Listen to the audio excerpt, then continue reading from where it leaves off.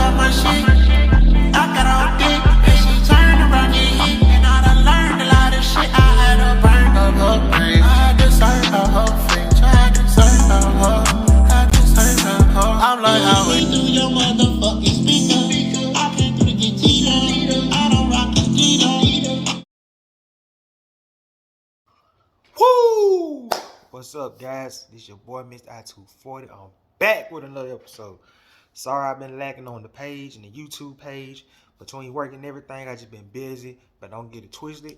I have been thinking about y'all. That's why y'all been, if y'all been following the YouTube page, I have been promoting episodes and stuff like that. In the meanwhile, also, guys, we finally made it to 200. Now we on the road to 300. I told y'all I love doing this. Let's keep it rolling. But really, I'm at 204. But I know I'm doing something right. And tell my haters y'all keep on inspiring me to do this. But hey, I just want to say I love y'all.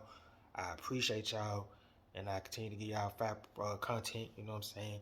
Just like today, it's called Overhyped, and I gotta repeat this in every episode. The first subject is the theme of the show. Everything else is just something to talk about. Ooh, excuse me. And you know, some folks I be reading dummy cards or whatever, but hey, I'd rather read cards than just be blowing smoke up your ass and just talking about nonsense. I don't know what I'm talking about. Whoever get in a comment, you know what I'm talking about. But today's episode is called Overhyped. Also, hold up, before we start off, I ain't even do it right. Hold on. Most important, I want to thank the man above for best me. Rewind. Hold up. Let's do this right. I want to thank the man above for blessing me to see another day and bless me to see y'all. If it weren't for him, it wouldn't be no me, no page, no y'all, and no one be able to get y'all this content without the Lord Jesus Christ to save you. You hear me? If you don't believe in Christ, then I don't know what to tell you, little bruh. I don't knock nobody, but I know who the man that wake me up early every morning, every day, and you know, let's get stuff like this. So that's most important. So, like I said, the episode is called Overhype. And it's starting off with one of the most overhyped rivalries of all time. And let me get this straight. And let me set the record straight too. It's not because the build-up. The build-up between the guys has been good. But some of the matches been kind of, alright, look back. And of course, the rivalry that I'm talking about, Brock Lesnar, Roman Reigns. So, the trilogy, the saga started, of course, in 2015. Of course, I think this was during the time Brock Lesnar was on one of his most dominant title reigns, where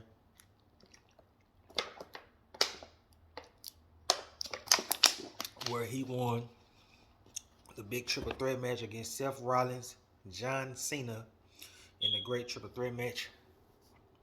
And of course, during the same time at that night, Roman Reigns won the tragic Royal Rumble, where his cousin helped him out and the fans booed him out the building in Philadelphia because they felt like Vince was trying to John Cena's to death with Roman Reigns. So, leading up to the rivalry, of course, Roman Reigns had to go through a rough patch at Fastlane right here in my city, Memphis, Tennessee. I remember the day it was snowing. Me and my homeboys went, and it was a great, beautiful sight. Great. So we saw Sting, we saw the Undertaker entry with Bray Wyatt,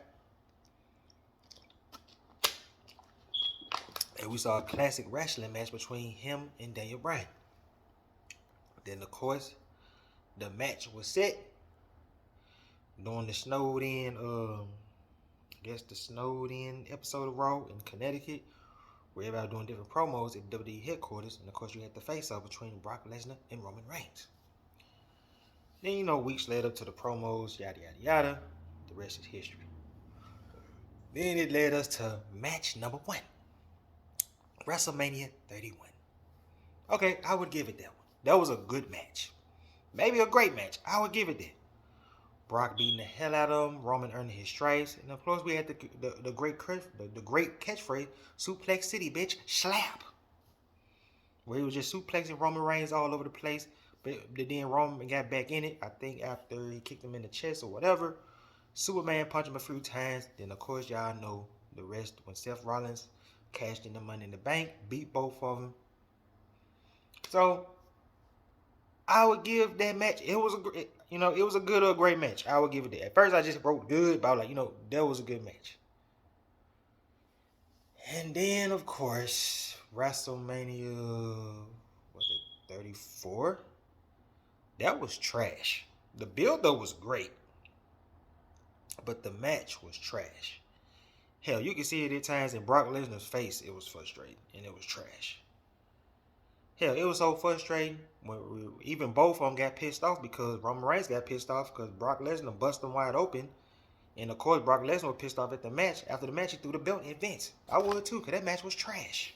It was garbage. Booty juice. Trash back. Just ass. It wasn't it, bruh. I'm sorry, bruh.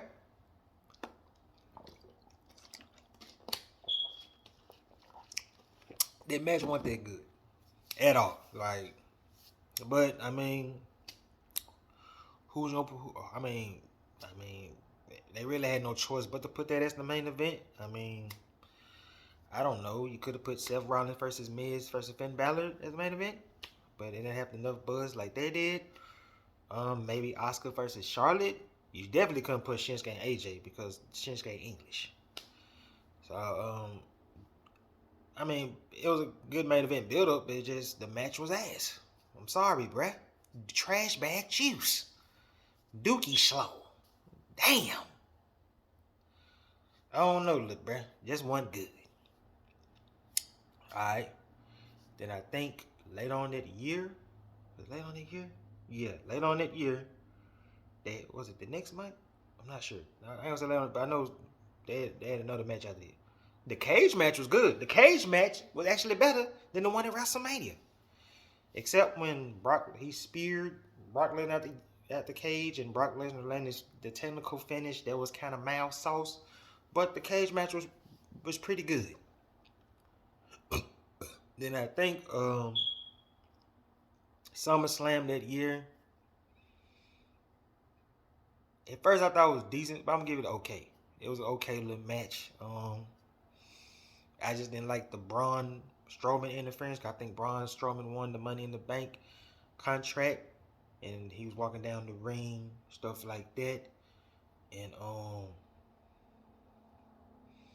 I think Brock beat up Braun. Brock got back in the ring, spear. Roman Reigns beat him for the Universal title. I mean, it was cool. I mean, technically he did beat him clean. I just wish Braun Strowman won out there, So that match was decent. So there's one decent match. And of course, breaking point.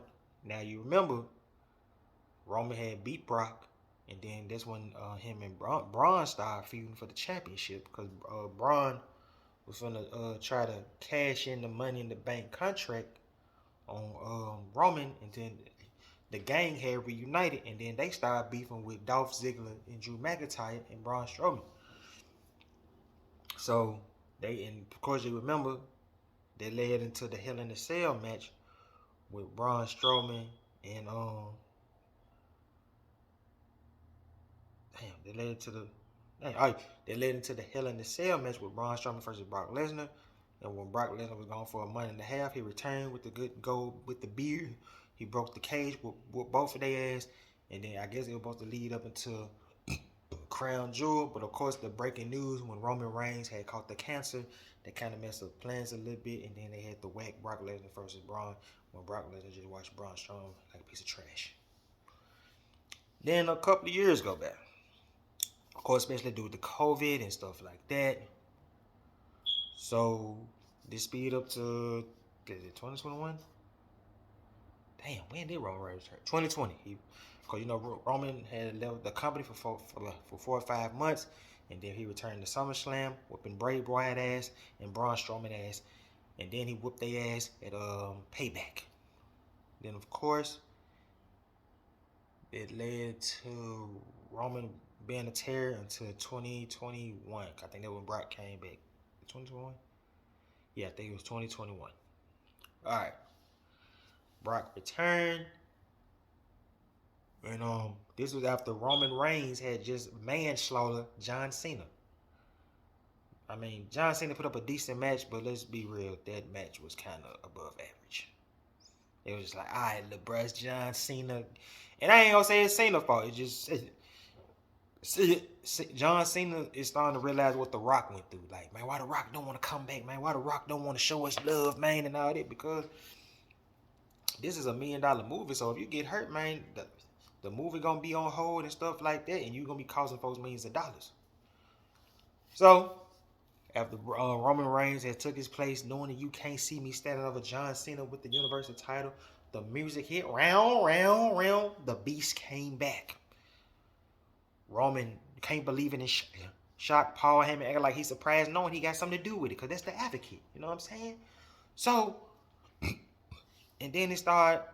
Then you, of course, you gotta remember, Roman just beat John Cena. He still got Finn Balor on the side. They still beefing. You heard me?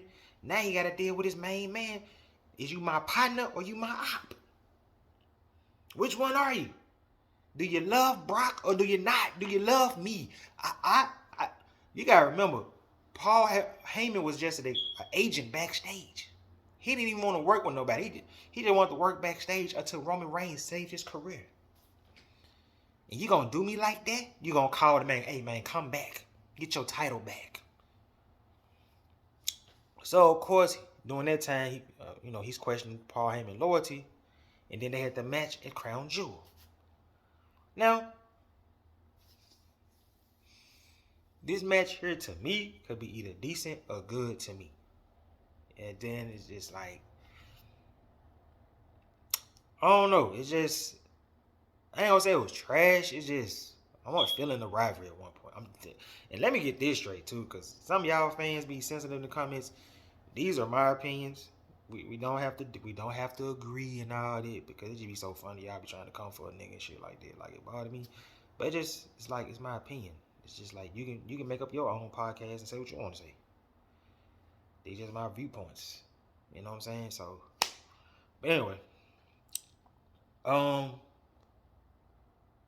That match was kind of cool, but it was just like, no, I ain't gonna say it wasn't that bad, but it wasn't like, it was an instant classic. I rewatch it again.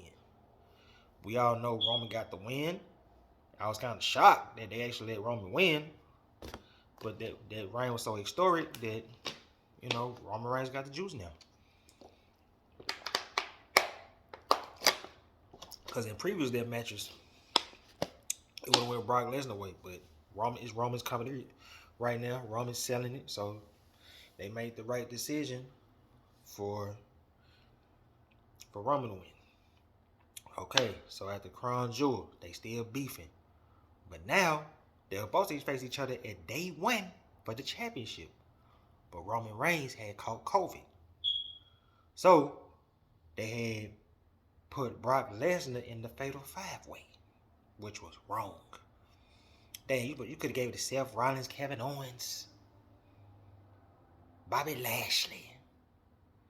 But they gave it to Brock because Brock Lesnar and Paul Heyman insisted that we make the championship match title for title. Now, of course, we all know Brock won. Now, it sounded like a good idea. Because the only match I remember that was very good, that was title for title. I ain't gonna say it was title for title. I think, well, according to the book, and it was title for title. But Hulk Hogan didn't want no Intercontinental Championship. Come on, man. It was WrestleMania 6, Ultimate Warrior, Hulk Hogan, title for title, Intercontinental Champion versus the WWE Champion. Winner takes all. And that lived up to the hype. Now, like I said, WrestleMania, man, build up, lit, great. Even to the point, like I said, Paul Heyman now still beefing now. You gotta remember. January, I think the promo was when Roman Reigns fired him because Paul Heyman said, I'm saving you from Brock Lesnar. What was that boy thinking? He appreciated his service, hugging the man. You're fired. The next thing you know, they walk away. Wham! Drop Heyman. Jay and Jimmy going crazy. finna get the chair. Brock Lesnar came out, made the save. Then, of course, Paul Heyman joined back Brock Lesnar for a couple of weeks with his feud against Bobby Lashley at Royal Rumble in that lackluster trash match. Then, of course, Brock Lesnar's finna get the dub. Roman came back, dropped him, hit him with the championship belt. Paul Heyman and Roman Reigns back together again. Then the match, the teasers for weeks, months, and months. Then the match happened at WrestleMania 38.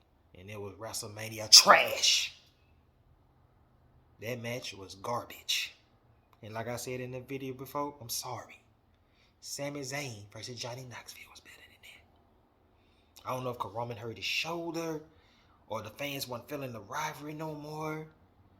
But it was just like, that match was ass. Now WrestleMania 34 ass, but it was just, wasn't that good. It's like all that hype, all that build up, the promos, even with the contract signing. To us gives that trash ass match. Alright. So, then of course, Roman went on the backlash, the beef with Orton, Riddle, and Drew McIntyre. Then of course, the rumor was he was supposed to face Randy Orton, but Randy Orton hurt his back. So they needed a last minute replacement, and they chose Brock Lesnar. Now I was kind of mad, but then I was like, you know what, we'll see where it go. And the match turned out good at SummerSlam. Great match. Great physical match. But as far as the rivalry, I mean, build-up wise, it's A1. Match-wise, ass. Majority of them. Like, I probably got a good, and that's the first and the last match. First, Great World, no. I only got 3 good matches on here. So the matches was kind of a dud. I'm sorry, bruh. Alright. So the next subject I want to talk about, damage control. Is the end is near? Is they breaking up? Now don't get me wrong. When they first came together at SummerSlam, oh man, it was something fresh, something new. Oh man, yeah. I remember this before Bayley came out. I was just talking trash to my homeboy. I said, hey, bro, what if Bayley come out, bro? Man, true enough, Bayley came out. Then Io Shirai, who was recently a free agent because she left the company to be with her husband, New Japan wrestling star Evil. She went back home for a minute to get back with her husband to do her thing, you know what I'm saying, because, be with her family. Then another person that was released the previous year, or I think this year it was released, Dakota Kai, they came back together. And they tried to team up on Becky Lynch and Bianca. Then, of course, they were making so much noise, they had to keep the steam going. The next night, all 3 of them took out Becky Lynch. Then they tried to take out Bianca, and then that's when Bianca got backup from Asuka and Alexa Bliss.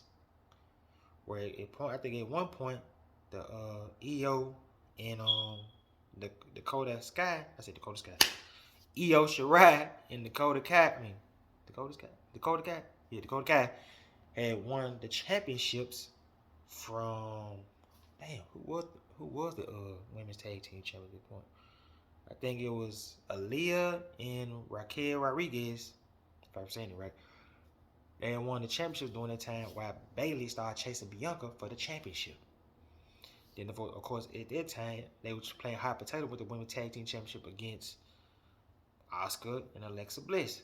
And they even had a decent 6-woman tag at the Clash of the Castle, whatever you want to call it. They had a decent stuff like that. But then at one point, they had got through with their feud after Bayley lost the championship to Bianca. Then they were kind of lost in the fizzle. Then Becky Lynch came back, brought the beef back on. And they were beefing for about almost 4 or 5 months. I think it was like late November to WrestleMania. And then, now there's like section in the group. Now recently that Io Shirai is the #1 contender facing Bianca Belair.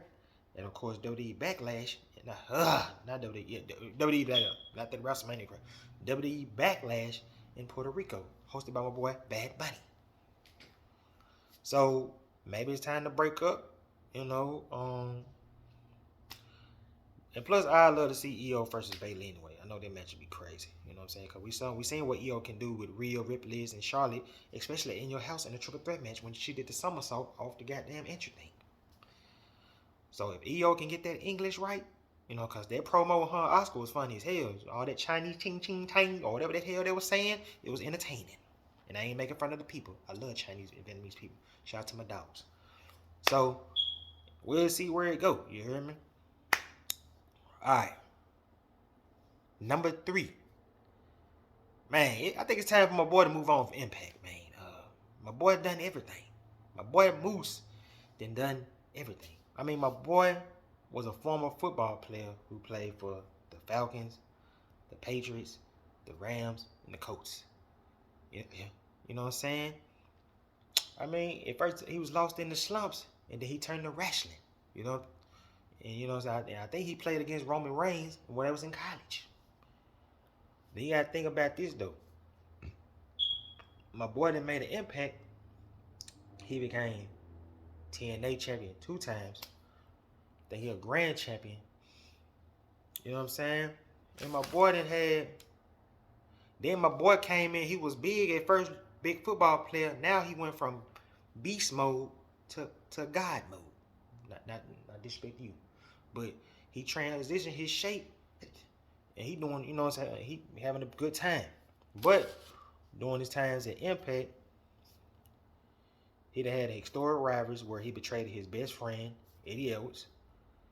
He then had a good rival with Josh Alexander, where he spared Josh Alexander's wife, EC3, Bully Ray, and of course Sally Canahan. And plus, when they added Steve Macklin, who I'm gonna talk about later, into the triple threat match, I forgot what pay-per-view was it recently, where I think Macklin won. I'm not sure. Y'all let me know in the comments. Then of course, he had a great rival with Austin Aries, who he then turned out to join the stable with him and Karrion Kross. Tommy Dreamer, a great match with Karrion Kross, better friends, better rivals, and of course Bobby Lashley. I mean, my boy done everything at that company. I mean, I ain't saying go to WWE. Of course, they had the rumor last year that he was supposed to debut in the Royal Rumble. I ain't gonna say thank the man for that, but man, just thank everybody. I'm just glad he didn't do it, because that Royal Rumble was ass. And I think they would have buried him with Brock Lesnar, but that's a whole nother story. So it's just like, I'm trying to see what else there more to do. I feel like he's just having fun at this point, and I don't think he cares about being in the title picture right now. I think he just did a rival with Joe Hendry, whatever his name is, or something like that. I think he was in a program with him. But I just think it's just time to move on to AEW and do new things, you know what I'm saying? I mean, they got the same schedule as Impact do. I guess he loved Nashville a lot. I don't know. But, you know, my boy done made his imprint, and he's one of the greatest TNA stars of all time. You know what I'm saying? You know, of course, he probably up there with, I couldn't put him on the face of the company, but, you know, he probably like top 10, top 15 wrestlers in TNA Impact history. You know what I'm saying? Because he made an impact. He made his mark. You know what I'm saying? He seemed like he a locker room general, and guys love working with him and stuff like that. But, I mean, I just think it's time to move on to AEW, man, and go get that belt. Go get that shine, you know what I'm saying? And you got to remember, my boy did the promo when he won the championship for the second time, where he was talking about the New Day, the Reigns. He put them all in the, you know what I'm saying? Y'all know the promo. You know, and he's pretty decent on the mic. You know what I'm saying? So he improved a lot better. He went from this to series mode, and I think that transition he made from betraying Eddie Edwards and losing the weight, getting in shape, or getting in more better shape, and helped him a lot and propelled his career and took his career to another level. All right. So, my next subject, kind of a toss-up. It made me think, could this guy have lived up to the hype? I mean, he was good in the ring, but I feel like something was missing. And the guy I'm talking about is my boy, Marty Jannetty. That kind of had me thinking, like, did he really live up to the hype? Or what happened? What went wrong? What was missing with him? Because we like, if you look back at it, like, if you would have asked, who would have been the better at the two? Him or Sean? I feel like everybody still would have chose Sean. I mean, because you got to think about it. He started out with the Rockers with Shawn Michaels, winning, being in high profile matches and stuff like that. But it's just crazy, the reason number two, technically they never won the tag team championships. Never. And they was great. But then, of course, they teamed up from 86 to 91, 92 or whatever. Then, of course, they started having problems. Then, of course, the infamous breakup happened. When it was all, like I said, one love, man. I love you, bro. I'm sorry, man. Woo, we love you, dog, man. You my dog, man. Even Brutus Briefcake, he crying, a tear crying and stuff, man. Y'all doing it big, man. I love y'all. Raising their hand up together. Hey, man, we gonna do this, man. We brothers. Man, Sean, he looked off. Sean, wham! Dropped my boy like a bag of cereal. And then, of course, he talking trash to him. You nothing. I don't need you, boy. He picked him up, wham, threw him through the glass. Did I think we ain't see Marty Jannetty for a few months? Then, of course, Shawn was doing his Shawn Michaels dance. He dancing, looking good. I'm dancing, yeah. Getting my ditty on in the mirror. Then he just looked up, man. Marty Jannetty with the rock and roll Waynesworth swag. He back. He trying to attack Shawn Michaels, beat him up. I think he tried to grab the mirror, hit Shawn, but he ended up knocking Sherry Martel out. Then they ended up having the championship match at the Royal Rumble. I think Shawn got the dub. No, it was 91. Yeah, 91. Yeah, 91. 91, 92. Got the dub. So, and I think at one point, he won the IC title. But it seemed like after that, it just went up it went downhill after the beef with Sean. Now, allegedly, they said my boy had abused drugs and alcohol. They got the best of him. I can see that, but when you see a Marty Jannetty promo, I just didn't feel that love, that intensity, that passion. I mean, yeah, Shawn Michaels wasn't the best talker either, but you can feel the passion, the Mr. WrestleMania. You can feel the in the promos. You believe it. That guy believed everything he said. And plus, Sean got in that ring to prove it. Even though he was howling that crack rock or that X pill, Sean used to get in the ring and prove that at night he was still the best wrestler. I'm pretty sure he was hiding during the times with Bret Hart. That's crazy. Think about it. My boy probably doing that crack rock, and Sean still proved that he's one of the best wrestlers in the world, if not the best wrestler. Then you got to think, my boy could have had potential stuff like this. Like I said, my boy was in big feud matches with Dunk the Clown, of course Sean, and of course they had the stuff with Power and Glory in '88 and stuff like that. And plus the House Foundation, they always had great matches with them. And I remember he had a short stint in WCW. It wasn't that memorable. I don't think I remember he was still wearing the Rocker colors in late '98, late '90s. It was just like, nah, son, that ain't it. But my boy is a legend in this business, and hopefully he get into the Hall of Fame. Here, hope him and Sean get in the Hall of Fame together as the Rockers, man. There'll be some good stuff. You know what I'm saying? So, shout out to Marty Jannetty, man. We love you, boy. All right. Another subject. Now, this been a touch. Now, this the subject I was talking to. I hope the fan that's watching. I hope you watching. This is the subject for you. You know, you like, man, you saying on hard overhyped? No, I'm not saying that. So here we go. I feel like Owen Hart should at least been a major player in '98 in the main event, instead of joining the Nation and being called a nugget. To be honest with you, to be real with you, I ain't even right there on the paper.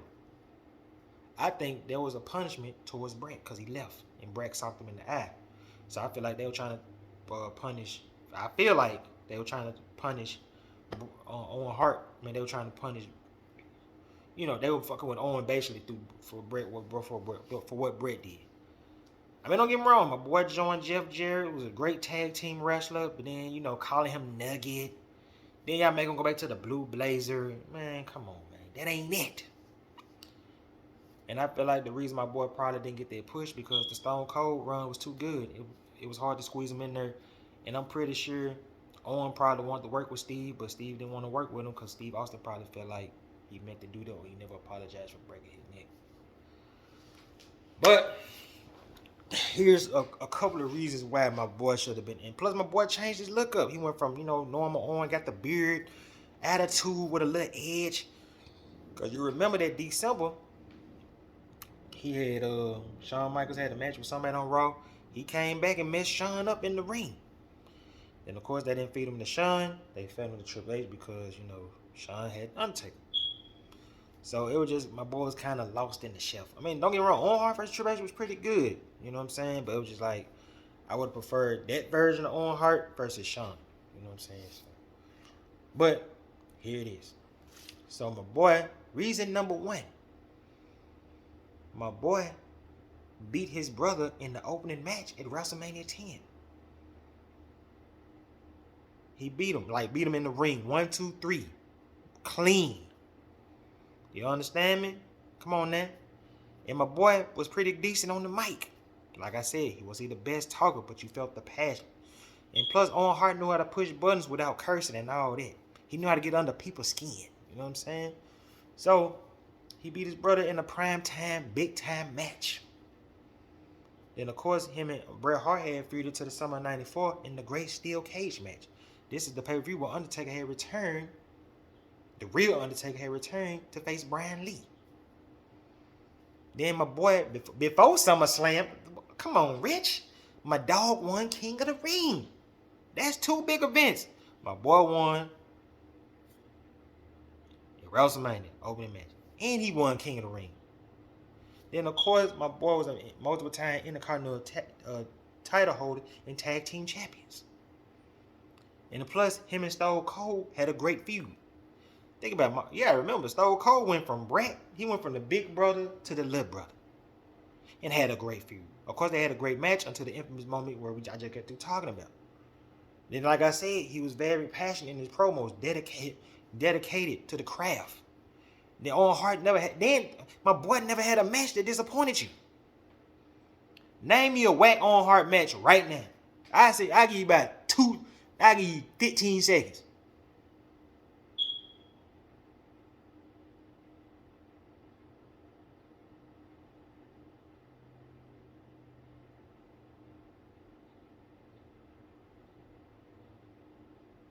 Exactly, you can't. Then you gotta think about this too. You gotta think about this. My boy had good programs. Shawn Michaels.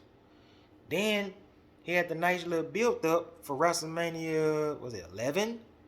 Where he had the mystery tag team partner, and it turned out to be Yokozuna, who was twice as big as he was before, where they beat the Smoking Guns, which was one of the hottest tag teams in professional wrestling at that point. Gotta think about that. And then here's another fact right here. This gonna really blow your mind right here. You hear me? My boy was always in the mid card or on the main event scene. He always found the way. Especially in 94, 95, 96, Owen Hart was always in the mid card or the main event picture, bro. He was always talked about in some way, somehow. Whether it was Solo, Camp Cornette, him and Bulldog back together, whatever.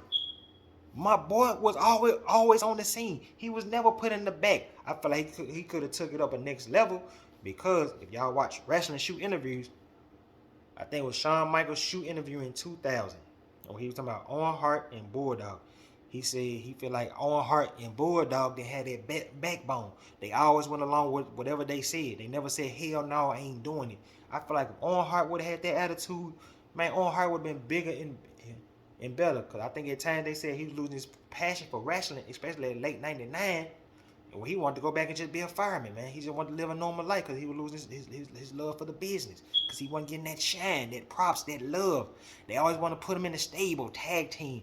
Hell no. My boy should have been like, no, I want to be in the main event scene. I want to wrestle the Rocks, Stone Colds, and shit like that. Because I've been putting in work.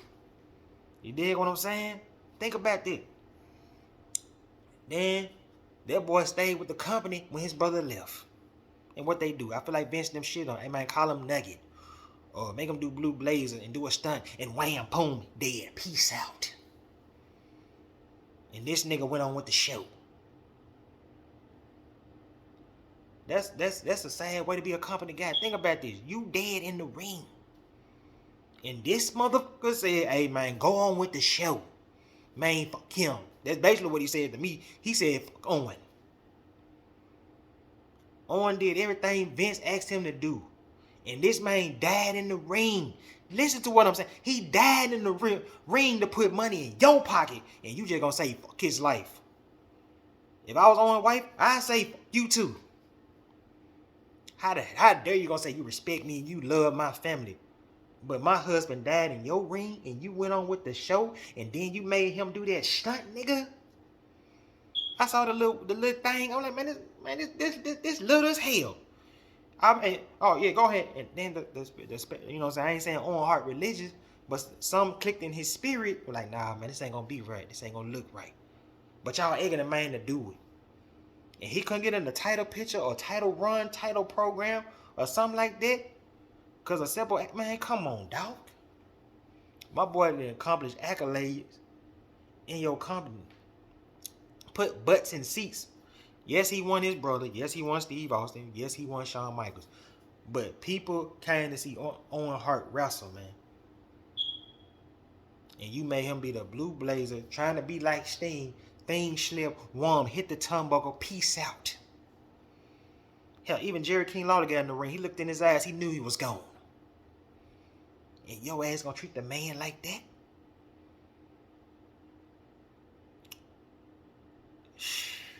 Man, that's crazy, bro.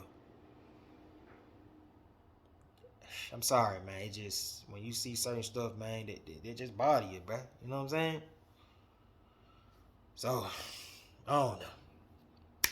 But Owen, man, we love you, brother. We miss you.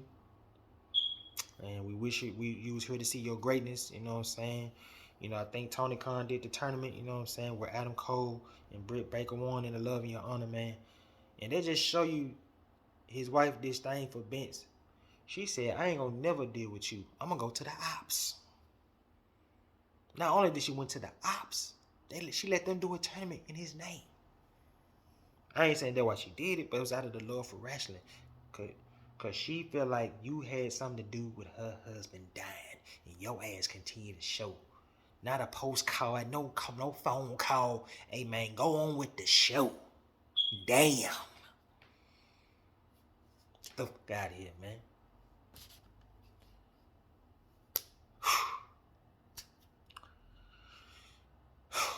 Alright. My bad. Alright. So, man, just like, man. Alright. Alright, we back. Alright, so my next subject is from Forgotten Son to the hottest under the sun. Steve Maclin has become Impact World Champion after defeating Kushida due to the fact, because he was supposed to really face Josh Alexander, but Josh Alexander had his shoulder, so he had to relinquish the belt. So, Steve Maclin been on an impressive run. I think, you know, of course, I think he was X Division champion at one point, and I think he was feuding against Trey Miguel at one point. Then, of course, the match I mentioned earlier, he won the big triple threat match with him, Sami Callihan, and Moose at Full Metal. That's not the pay-per-view match. It's just the match name, Full Metal Mayhem, whatever you want to call it. And of course, you know, him and his girl, they champions again because Mickie James had to relinquish her belt. So she beat Jordan Grace early on that night. Now the power couple are world champions together. And I'm looking forward to his first opponent, PCO, the real OG, the guy that faced the Bret Hart back in the day over the jacket, which was kind of a dumb feud, but it was a good match, but it was a dumb feud. So, you know what I'm saying, PCO, his machine, OG, going hard. I think he just got through defeating Eddie Edwards in a tough matchup. Now he getting the first crack at Steve Maclin at the pay-per-view Under Siege. So we're going to see what my boy can do without now his former co-host Gunner and, of course, Wesley Blake. I think Wesley Blake is his name. keep your spirits up, Hack. I know he lost his wife recently, like last year or whatever. So keep your head up, my brother, and hopefully, one day. I think they say you working back with the company, so that's pretty good to see to get your head back on track, especially after losing a loved one that you really cared about, man. So I'm looking forward to PCO versus Macklin at Under Siege. Then I think my last subject, Bobby Lashley been having a rough year and rough feuds. Flop number one, him and Brock Lesnar, trash. That ain't it. No, I ain't gonna say the build-up was trash, but the matches was trash. Damn. Trash, nigga. Shit. I'm too excited, man. I'm doing this, you hear me? But him and Bray John had potential to get built up, but Bray got fortunately injured. And then he's having a great feud, which I didn't believe was gonna work. They booking Bronson Reed right. I don't know who Bronson Reed right. I don't know if it's Vince. I don't know who it is, but they booking this John right. You heard me?